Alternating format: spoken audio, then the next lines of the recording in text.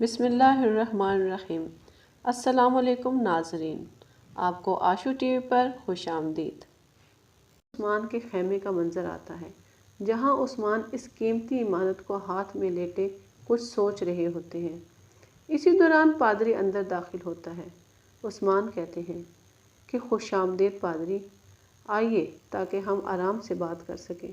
پادری کہتا ہے کہ آپ جانتے ہیں کہ میں اپنی مرضی سے یہاں نہیں آیا ہوں، آپ نے مجھے یہاں آنے پر مجبور کیا ہے۔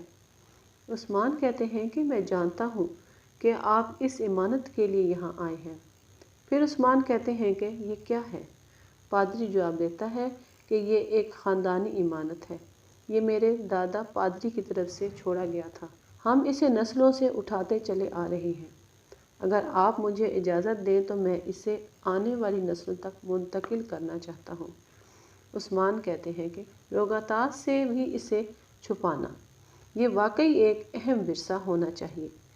پادری کہتے ہیں کہ یہ واقعی اہم ہے، آپ کیسے جانتے ہیں کہ روگاتاس کو معلوم نہیں ہے؟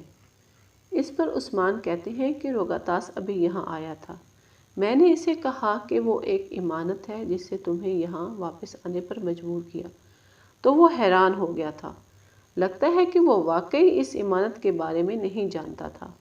اس پر پادری کہتا ہے کہ یہ بات ٹھیک ہے کہ وہ نہیں جانتا تھا، لیکن یہ بات نہیں کہ مجھے اس پر بھروسہ نہیں، کیونکہ یہ ایک امانت ہے، اس لیے اس کے بارے میں اسے نہ جاننا ہی ٹھیک ہے۔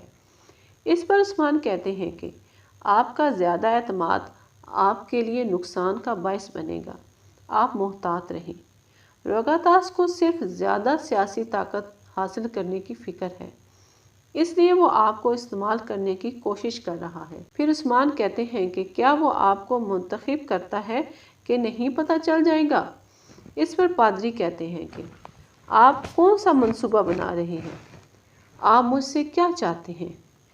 عثمان جواب دیتا ہے کہ آپ وہی دیکھیں جو میں دیکھتا ہوں، آپ کو محسوس کرنا چاہیے کہ نہ ہی آپ اور نہ ہی آپ کی یہ امانت بطینیہ کے علاوہ کہیں محفوظ ہے۔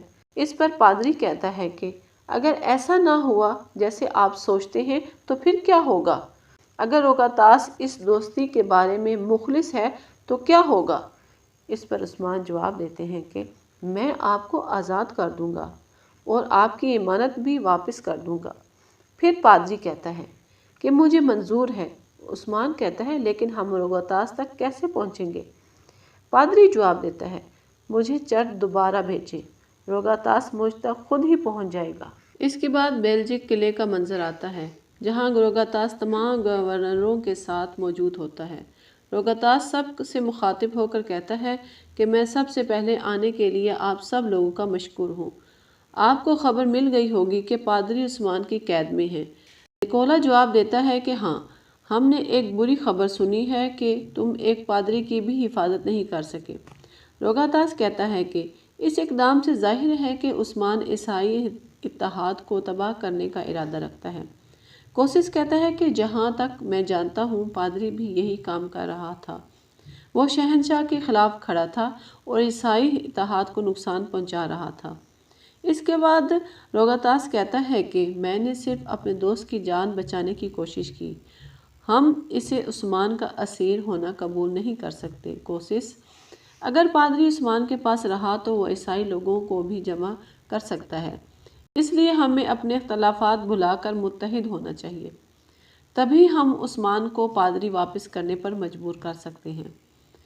ایک گورنر پوچھتے ہیں کہ کیا آپ ہمیں بتائیں گے کہ یہ کیسے ہوگا؟ روگاتاس جواب دیتا ہے کہ ہم ان کو فائدہ دینے والی ہر چیز کو روکنے جا رہے ہیں، ہم ان سے کیے گئے تمام معاہدے توڑ رہے ہیں، ہم ان سے کوئی قالین نہیں خریدیں گے۔ اس پر نکولا کہتا ہے کہ تجارت ایک دریا کی طرح ہے جو بہہ رہا ہوتا ہے، جو دریا خشک ہو جاتا ہے تو اس کے آس پاس کے لوگ ایک دوسرے کو کھانا شروع کر دیتے ہیں۔ کوسس کچھ دیر سوچنے کے بعد کہتا ہے کہ میں نکولا سے اتفاق کرتا ہوں، یہ ایک ساتھ رہنے کا وقت ہے۔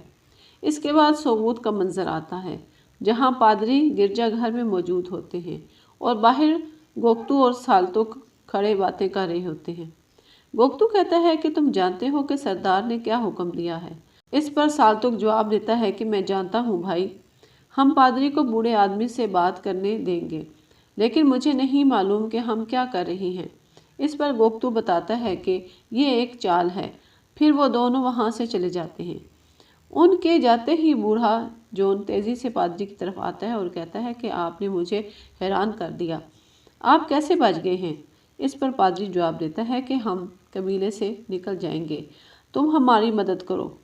جون کہتا ہے کہ میں کیسے تمہاری مدد کر سکتا ہوں، جبکہ عثمان نے احتیاطی تدابیر اختیار کی ہوئی ہیں۔ اس پر پادری کہتا ہے کہ میں نے منصوبہ بنایا ہوا ہے، تم طلوع آفتاب کے وقت قبیلے کے دروازے پر ملنا، 2 گھوڑے لے کر ہمارا انتظار کرنا، ہم گھوڑوں پر جنگل میں جائیں گے، روگاتاس سے کہو کہ ہمیں وہاں ملے۔ جون کہتا ہے کہ یہ بہت مشکل ہے، لیکن میں کروں گا۔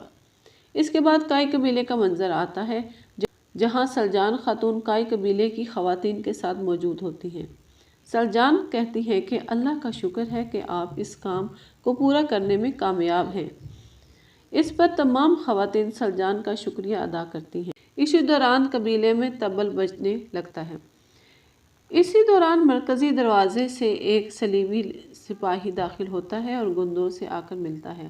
اس پر گندوز اسے کہتے ہیں کہ آپ وقت پر آئے ہیں، قالین تیار ہیں، ہم انہیں چھکڑے میں رکھ سکتے ہیں، مگر وہ چھکڑے کہاں ہیں؟ اس پر صلیبی سپاہی جواب دیتا ہے کہ چھکڑے یہاں نہیں آئیں گے، معاہدہ ختم ہو گیا ہے، ہم آپ سے قالین نہیں خریدیں گے۔ گندوز کہتا ہے کہ اس کا کیا مطلب ہے؟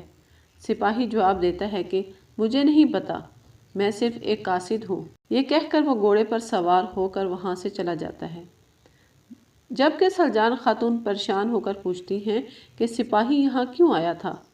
اس پر گندوز جواب دیتا ہے کہ انہوں نے معاہدہ توڑ دیا ہے۔ سلجان پوچھتی ہے کہ اب ہم کیا کریں گے؟ گندوز جواب دیتا ہے کہ میں نہیں جانتا، ہمیں عثمان صاحب کو خبر دینا ہوگی۔ یہ کہہ کر گندوز مرکزی خیمے کی طرف جاتا ہے اور خواتین آپس میں باتیں کرنے لگتی ہیں۔ اگر وہ قالین نہیں خریدیں گے تو ہم کیا کریں گے؟ اسی دوران قبیلے میں دوبارہ طبل بجنے لگتا ہے۔ اس بار ماری اپنے سپاہیوں کے ساتھ قبیلے میں داخل ہوتی ہے۔ ماری گھوڑے سے اتر کر کورنیلیا سے کہتی ہے کہ میں نے کبھی نہیں سوچا تھا کہ مجھے یہاں قبیلے میں اتنا مزہ آئے گا۔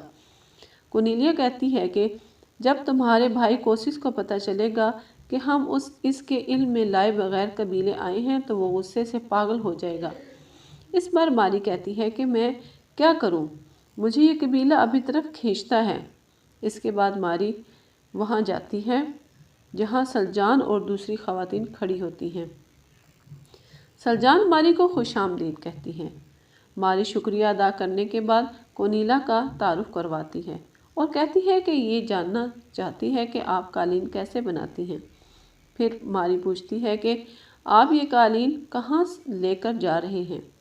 بالا بتاتی ہیں کہ انہیں ایزنک جانا تھا، لیکن ایک قاصد آیا اور اس نے کہا کہ یہ قالین نہیں خریدیں گے۔ اس پر ماری کہتی ہے کہ یہ بہت افسوسناک ہے، میں یہاں آپ کو قالین بناتے ہوئے دیکھنے آئی تھی۔ اس پر سلجان جواب دیتی ہے کہ آئیے ہم آپ کو کائی کی قالین گاہ دکھاتے ہیں۔ یہ کہہ کر وہ قالین گاہ کی طرف چل پڑتی ہیں۔ دوسری طرف سعود کا منظر آتا ہے، جہاں عثمان بازار میں مختلف دکانوں کا معائنہ کر رہے ہوتے ہیں اور تاجروں سے کاروبار کے بارے میں پوچھ رہے ہوتے ہیں۔ اسی دوران گوگتو عثمان کے پاس آتا ہے اور بتاتا ہے کہ حضور آپ نے ٹھیک کہا تھا، جان اور پادری آپس میں سرگوشی کر رہے ہیں۔ اس پر عثمان کہتے ہیں کہ پادری کو واپس قبیلے لے جاؤ۔ اسی دوران بازار میں ہلچل مچ جاتی ہے۔ کچھ تاجر کہتے ہیں کہ ہمارے گھر میں بچے ہیں، ہم نے ان کی دیکھ بھال کرنی ہے، اگر ہمارے پاس کوئی کام نہیں ہوگا تو ہم ان کی پرورش کیسے کریں گے؟ یہ سن کر عثمان بوران سے پوچھتے ہیں کہ یہ سب کیا ہے؟ بوران بتاتا ہے کہ یہ درگا قبیلے سے ہیں۔ عثمان ان لوگوں کے پاس جاتے ہیں اور پوچھتے ہیں کہ کیا مسئلہ ہے؟ اس پر ایک شخص بتاتا ہے کہ ہم آپ کی مدد سے بیلجک کے گورنر کی چاندی کی کانوں میں کام کرتے تھے، اب روگاتاس نے ہمیں نکال دیا ہے۔ عثمان کہتے ہیں کہ اس کے پیچھے کی وجہ ہم جانتے ہیں۔ اسی دوران گندوز وہاں آ کر عثمان کو بتاتے ہیں کہ ہم نے ایزنک کے گورنر کے قالینوں کا جو معاہدہ کیا تھا اور جو تاجروں کے ساتھ معاہدے کیے تھے وہ سب اس نے توڑ دیے ہیں۔ اس پر عثمان گندوز سے کہتے ہیں کہ وہ ہم سے جنگ نہیں کر سکتے، وہ ہمیں معاشی طور پر کمزور کرنا چاہتے ہیں۔ وہ سمجھتے ہیں کہ ہم گھٹنے ٹیک دیں گے، لیکن ہم نماز کے علاوہ کبھی گھٹنے نہیں ٹیکیں گے۔ آپ تمام قبائل کو پیغام بھیجیں، مجھے ابھی تمام سردار اپنے خیمے میں چاہیے۔ دوسری طرف قبیلے میں ماری اور بالا کو دکھایا جاتا ہے۔ ماری بالا سے کہتی ہے الوداع بالا خاتون۔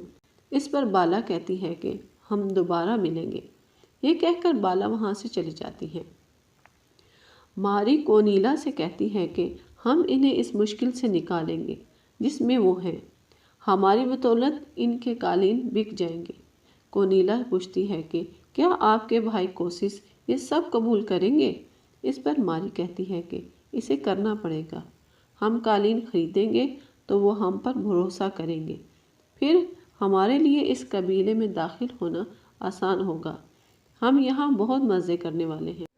امید ہے کہ آپ کو ہماری یہ ویڈیو ضرور پسند آئی ہوگی۔